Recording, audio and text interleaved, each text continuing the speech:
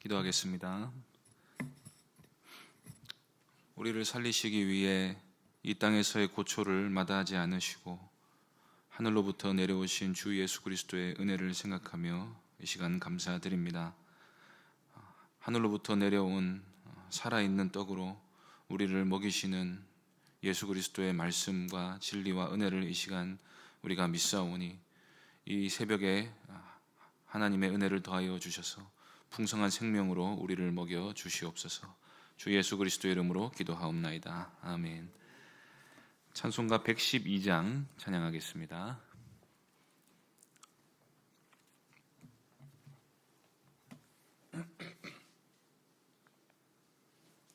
찬송가 112장입니다. 찬송가 112장 함께 찬송하겠습니다. 그 맑고 환한 밤중에 무천사 내려와 그 손에 비 받들고서 다 찬송하기를 평강의 왕이 오시니 다 평안하여라. 그 소란하던 세상이 다 고요하도다.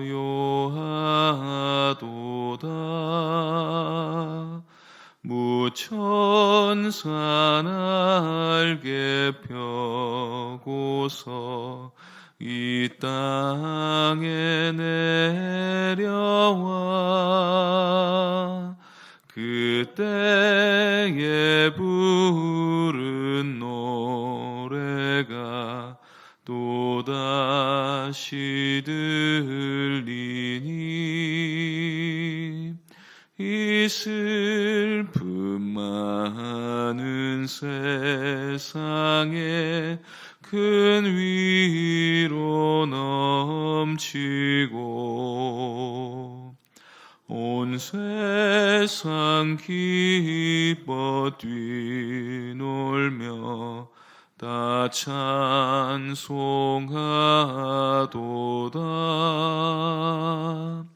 이 괴로움 많은 세상에 짐지고 가는 자 그 험산 줄령 넘느라 온몸이 고난하 이 죄악 세상 살 동안 새 소망 가지고 저 천사 기쁜 찬송을 들으며 쉬어라. 옛 선지에 언응하여 베들레헴 성에 주 예수 탄생하시니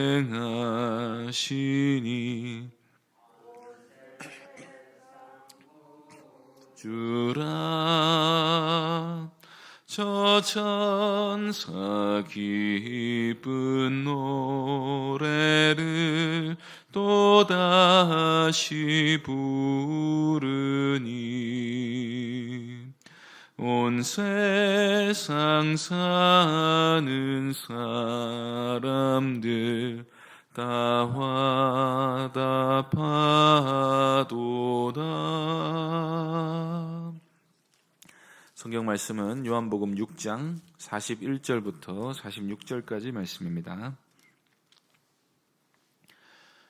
요한복음 6장 41절부터 46절까지입니다.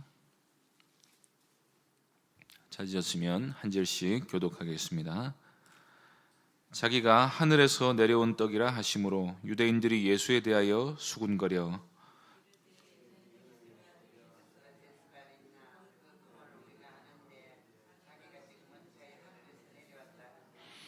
예수께서 대답하여 이르시되 너희는 서로 수군거리지 말라.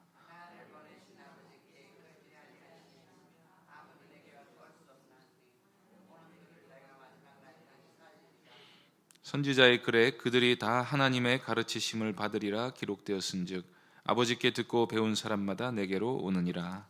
이는 아버지를 본 자가 있다는 것이 아니니라 오직 하나님에게서 온 자만 아버지를 보았느니라. 아멘.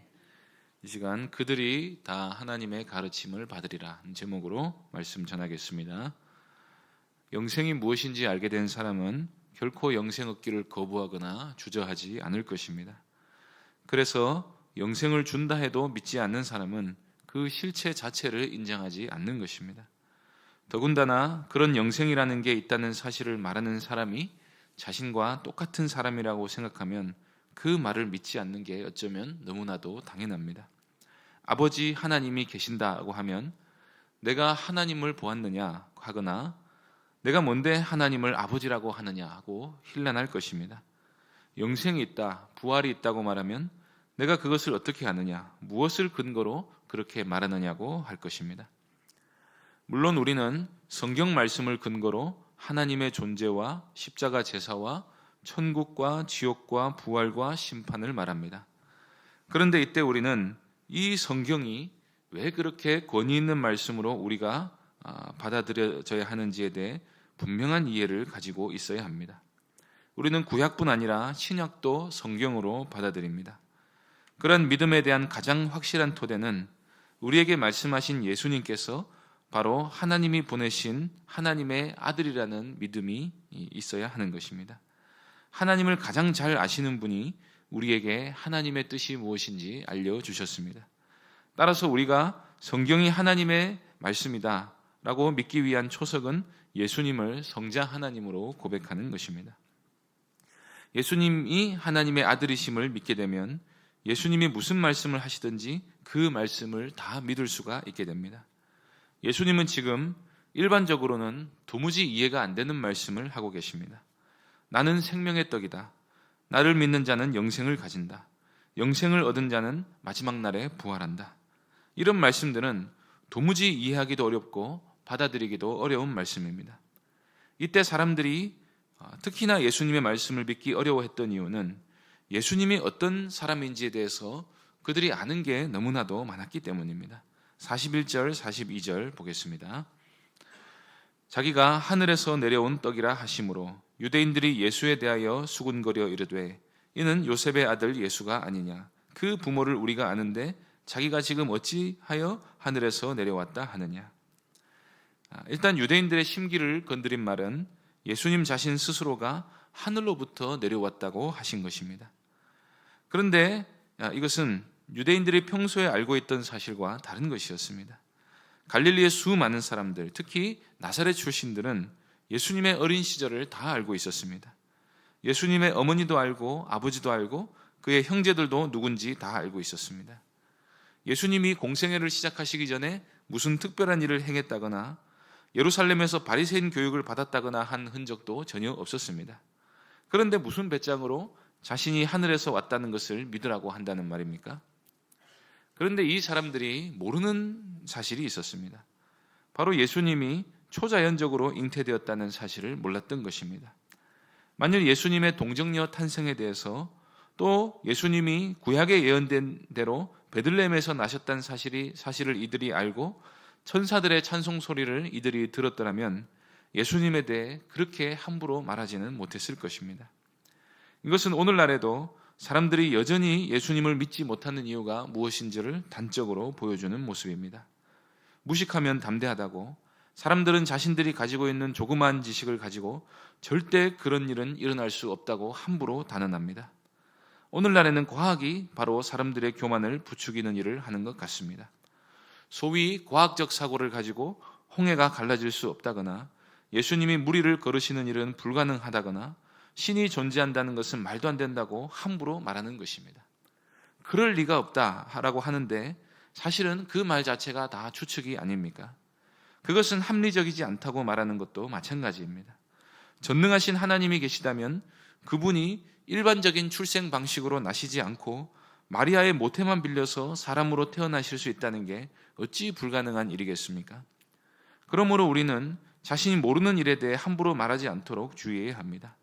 그리고 자신의 생각과 맞지 않거나 과학적 이론에 위배된다고 해서 성경 말씀을 함부로 편집하고 재단해버리는 어리석은 행동을 버리고 하나님이 말씀하신 그대로 믿기를 힘써야 합니다.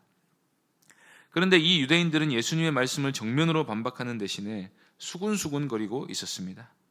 지금 천지의 주제이신 만왕의 왕께서 자신의 주권을 선포하고 계십니다. 그런데 그 앞에서 수군수군하고 있는 자들은 분명히 악한 자들이고 왕을 반대하는 자들인 것입니다. 대개 수군수군하는 것은 완악한 마음을 감추기 위해 자기와 마음이 맞는 자들과 작당 모의를 할 때 하는 행동입니다. 만약 예수님이 정말로 신성모독을 하고 있는 것이라면 즉시로 반박하고 공회에 고발을 해야 합니다. 그런데도 사람들은 오병이어의 기적을 보았기 때문에 예수님에 대해 함부로 말하기는 주저가 되면서도 내가 아는 그 목수의 아들이 하늘로부터 오셨다는 사실을 인정할 수 없었기 때문에 그저 수군수군하는 길을 택한 것입니다. 그래서 바울은 로마서 1장 29절에서 이 수군수군거림이 바로 정죄받아 마땅한 죄라고 말했습니다. 수군수군거림은 마귀의 특징입니다. 그것은 인간의 영적인 어둠과 부패를 아주 잘 나타내 보여주는 것입니다. 누군가 옳은 일을 반대하고 누군가를 음해하기 위해 수군수군거린다면 그 모임에 우리가 동참하지 말아야 합니다.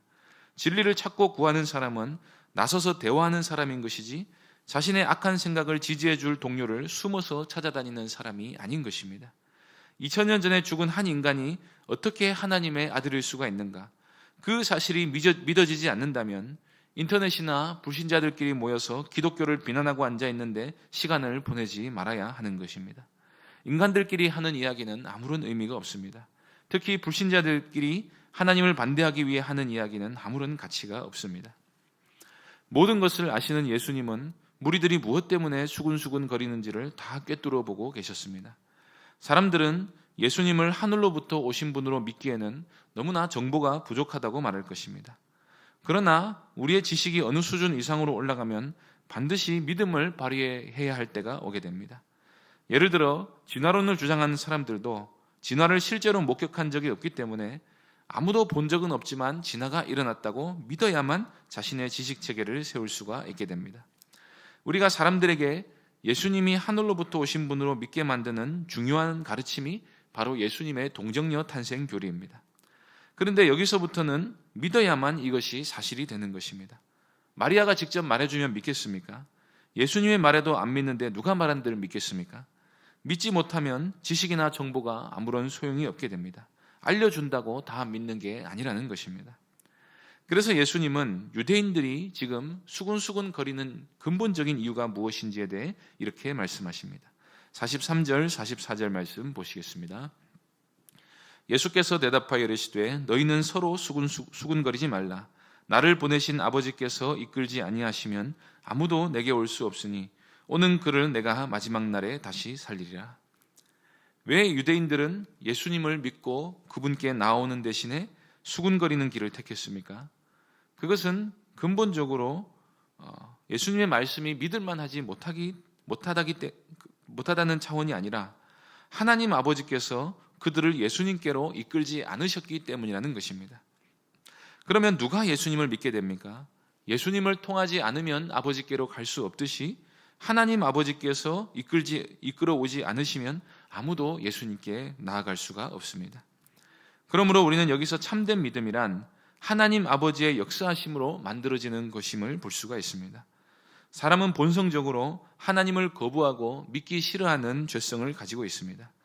그래서 하나님이 그를 그런 죄악된 상태로부터 마치 불 가운데서 사람을 건져내듯이 능력으로 구원해내지 않으시면 아무도 자기 스스로 하나님을 믿으려 하지 않습니다.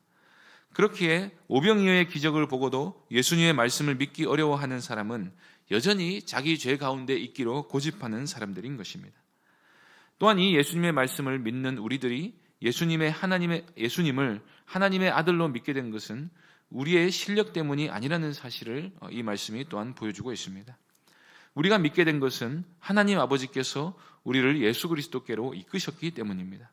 죄성이란 하나님을 거역하고 대적하는 상태이기 때문에 죄인 스스로는 하나님의 말씀을 믿으려 하지도 않고 달가워하지도 않습니다. 그렇게 우리는 모두 다 하나님의 원수된 상태에 있던 자들이었고 구원이나 영생을 알지도 못하고 원하지도 않던 사람들이었습니다. 그런데 하나님이 우리를 사랑하셔서 우리를 그런 죄악된 상태로부터 건져주신 것입니다. 이것은 단지 설득의 문제가 아닙니다. 영적으로 죽어있는 사람은 결코 설득당하지 않습니다. 그것은 속이의 경을 읽는 것보다 더 의미 없는 일입니다. 구원은 하나님의 능력이 나타나는 일입니다.